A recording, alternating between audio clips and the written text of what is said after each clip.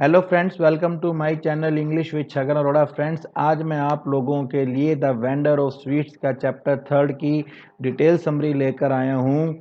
Start करते हैं chapter third. एक दिन सुबह जब ब्रेकफास्ट टेबल थी, वहाँ माली ये बोला कि अब मैं आगे नहीं पढ़ूंगा। वो कहता है कि मुझे कॉलेज की जो स्टडी है वो इंटरेस्टिंग नहीं लगती है। जगन कहता है कि चलो अभी तो हम ब्रेकफास्ट कर रहे हैं, इन चीज़ों के बारे में बाद में बात करेंगे।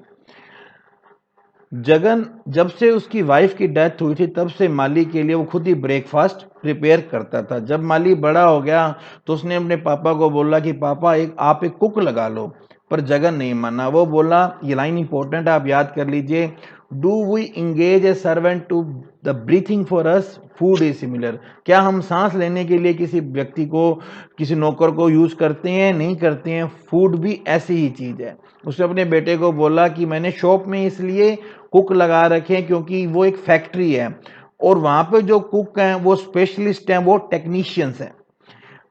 माली बोला कि मैं नहीं चाहता कि अब मेरे पापा मेरे लिए खाना बनाएं और अब मैं कॉलेज की कैंटीन में खाना ब्रेकफास्ट किया करूंगा। जगन को अपने बेटे की डाइट की बड़ी चिंता होगी, पर बेटा जो है उसे जगन के प्रश्नों का कोई जवाब नहीं दिया। जगन कंफ्यूज था और वो सारी चीजें जो था वो अपने कजन को शेयर करना चाहता था। अब कजन आता था, वो तो सबसे पहले मिठाई खाना चाहता था। तभी कुछ बच्चे शॉप पर आ गए। जगन ने बोला, उसने बोला कि ये तो पेरेंट्स की जिम्मेवारी है कि वो बच्चों को मिठाई के पैसे दे, मैं सबको तो चैरिटी दान में पैकेट नहीं बांट सकता हूँ। उसको इस पर बड़ा दुख हुआ। उसे वो जानता था कि भारत एक गरीब देश है जहाँ पर हर आदमी की इनकम जो है वो 3 आना है। ये जो फिगर है उसने कॉलेज के दिनों में पढ़ी थी। यही फिगर याद कर लीजिए, 3 पैसे की मैंने फिगर लगाई है। ये जो फोटो लगाई है ये मैंने जगन की लगाई है कि जगन कुक कर रहा है। बेटा कहता है कि नहीं, मैं तो कैंटीन में खाना खाऊंगा। ये कुछ स्कूल गोइंग बच्चों की पिक है जो कि जगन की शॉप पर देखने आए हैं। और लास्ट में 3 आने की पिक है।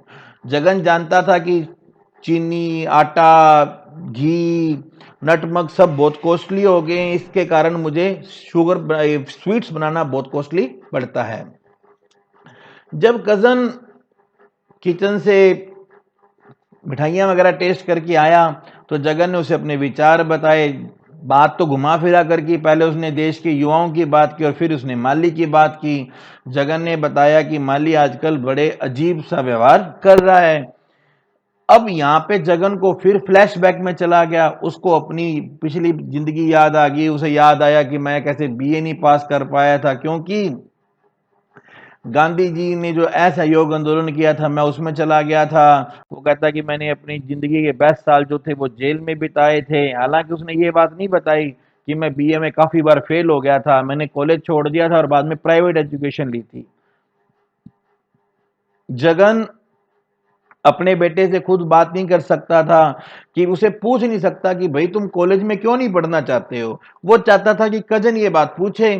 कजन ने कहा, पूछा और कजन ने बताया कि माली जो है वो तो एक राइटर बनना चाहता है। अब जगन की जो डिक्शनरी है उसके अंदर राइटर का मतलब होता है क्लर्क।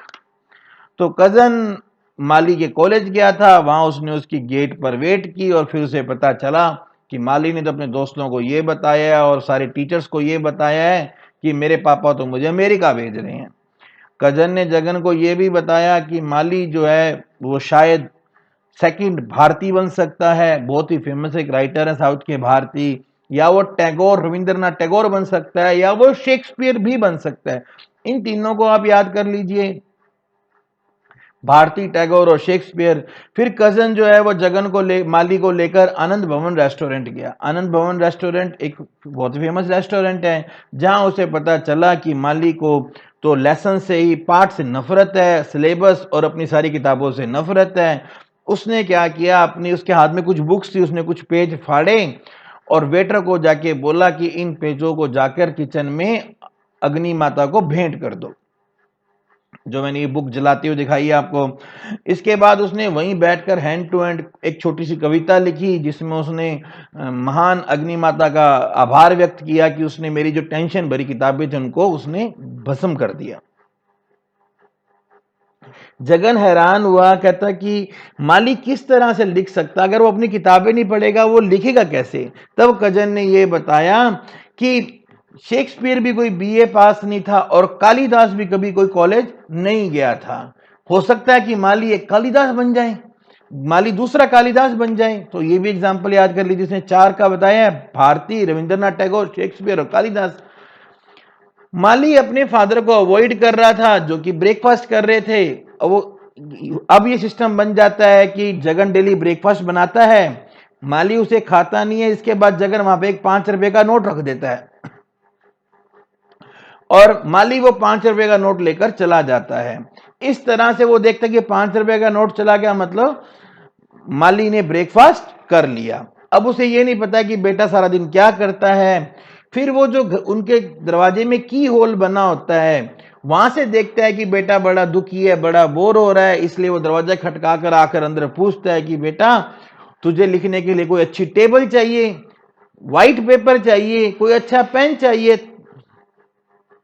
माली कहता है कि मैं तो एक नोवेल लिख रहा हूं। अब ये बातें जगन इसलिए पूछ रहा है क्योंकि वो अपने बेटे के माइंड के बारे में जानना चाहता है, वो उनके प्लान्स जानना चाहता है।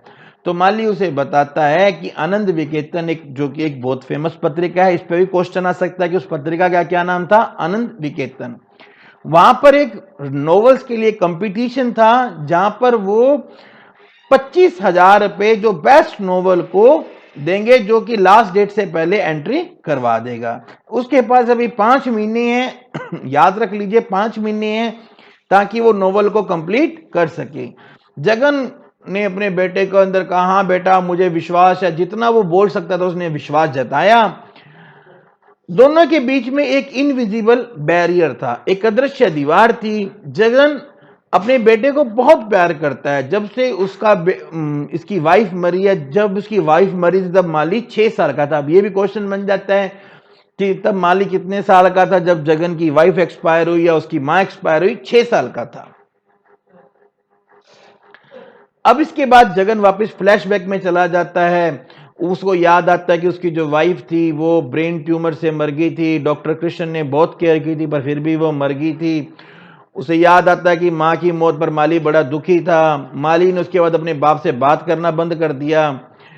जगन ये बताता है कि वो अपने बेटे को पंचतंत्र से स्टोरी सुनाया करता था, माली को स्टोरी बड़ी पसंद थी। माली अपने बेटे को यह भी बताता है कि मैंने कॉलेज की मैगजीन में से वो आनंद विकेतन जो थी उसमें उसके लिए एक कूपन था, एक कूपन के साथ भरनी थी, मैंने वो कूपन फाड़ लिया था। जगन बड़ा खुश हुआ कि मेरा बेटा राइटर बनेगा और वो 25,000 रुपए का इनाम कमाएगा। उसने ये बात अपने 3 जानकारों को बताई, उसने ये बात अपने हेड कुक को बताई। जगन खुद वो कभी जानता नहीं था कि मेरा बेटा इतना बड़ा जीनियस है। जगन बड़ी सिंपल लाइफ रहता था, सिंपल ईटिंग करता था, सादा जीवन, उच्च विचार में था। उसने कजन को बताया कि भी मेरे बेटे के अंदर भी मेरी वाली फिलोसफी आ जाए, सादा जीवन उच्च विचार। कजन ने उसे बोला कि अगर ये सादा जीवन उच्च विचार का फॉर्मूला है तो भैया तू पैसे क्यों इकट्ठे कर रहा है, ये तो बता। तो वो कहता है कि मेरे पास तो पैसा नेचुरली आ जाता है क्योंकि मेरी जो शॉप है वो तो देश की सबसे बड़ी शॉप है। फिर वो कहता है कि मेरा बेटा जो है वो एक नई लाइन बना रहा है और वो कहता है कि आने वाली जनरेशन जो है उसके अंदर तो कुछ ना कुछ चेंज आना संभव है। और यहाँ पर ये वीडियो एंड होती है फ्रेंड्स। आई होप आपको मेरा ये प्रयास अच्छा लगा होगा। आपने कीमती समय दिया, इसके लिए आपका बहुत बहुत धन्यवाद। अगर आपको अच्छा लगे तो आप चैनल को सब्सक्राइब कर सकते हैं, वीडियो को लाइक और शेयर कर सकते हैं। Thank you very much.